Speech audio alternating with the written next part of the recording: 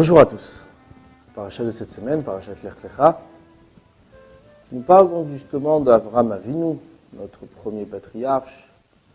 Avraham qui lui est parti, Dieu lui demande de quitter les terres de ses parents, son pays natal, les terres de Haran, pour se diriger vers une terre qui lui montrera, qui sera en fin de compte la terre de Canaan, qui veut dire la terre d'Israël. En effet, Avraham quitte et va se retrouver en Eretz Israël, en terre d'Israël, où là-bas arrive une grande famine, et il descend en Égypte, où il a plusieurs épreuves. On lui prend son épouse Sarah, puis chez le pharaon, puis il doit la récupérer. Dieu lui demande de récupérer son épouse, Dieu punit tout le palais, toute la maison du pharaon, afin que Sarah ne soit pas touchée par le pharaon. Et en fin de compte, ressort de chez pharaon avec de grandes richesses, avec de grands troupeaux, et remonte en Israël.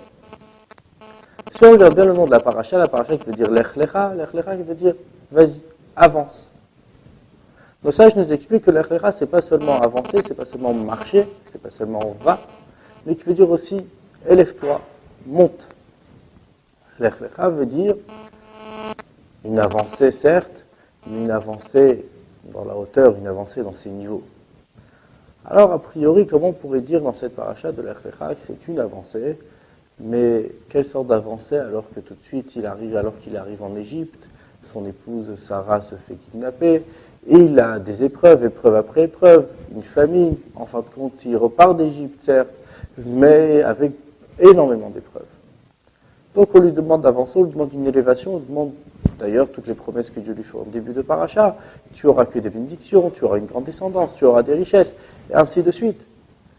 Qu'est-ce que ces bénédictions exactement font, alors que si on regarde exactement l'histoire, le Lech Lecha, l'avancée que Abraham aurait dû avoir, on ne la trouve pas dans les versets tout de suite.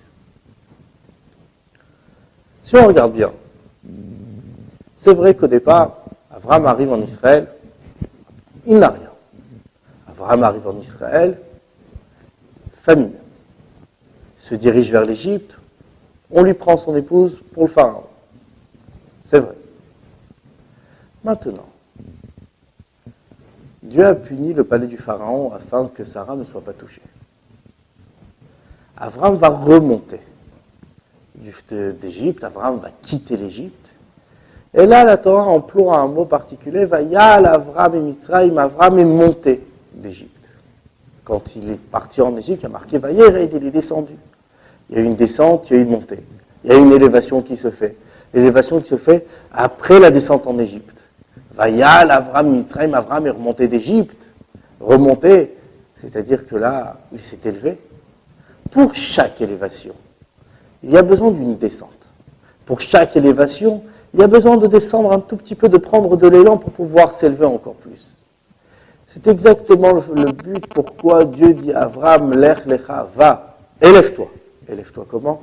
Lui en allant en Eretz Israël, mais en passant par toutes les épreuves avec lesquelles Avraham est passé, en descendant en Égypte, que son épouse Sarah se fut kidnappée, en ayant après quand même toutes les richesses du pharaon. Si Sarah n'était pas entrée dans le palais du pharaon, Avraham n'aurait jamais eu toutes les richesses du pharaon. C'est exactement ce qui se passe un petit peu dans notre vie de tous les jours. L'âme descend sur terre. Cette âme descend sur terre qui sa place est dans les mondes spirituels, sous le trône céleste, la source de notre âme est l'essence même de Dieu.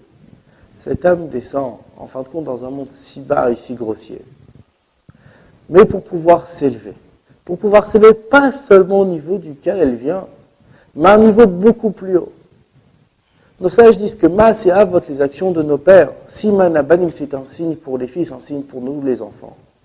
Pas seulement un signe, pas uniquement un signe, mais une force que nous avons de pouvoir accomplir et de pouvoir faire exactement la même chose. Autant qu'Avraham, Dieu lui dit, Lech Lecha, va, avance, élève-toi. Nous avons cette même mission de nous élever, autant qu'Avraham qui est descendu en Égypte, où l'immoralité régnait. Sarah se fait prendre tout de suite pour le palais du pharaon à l'entrée d'Égypte. Mais sors d'Égypte avec toutes les plus grandes richesses. De la même manière, nous entrons dans ce monde, notre âme entre dans ce monde pour pouvoir en fin de compte avancer, s'élever avec toutes les richesses qui sont toutes les étincelles divines qui se trouvent dans ce monde. Au revoir à tous.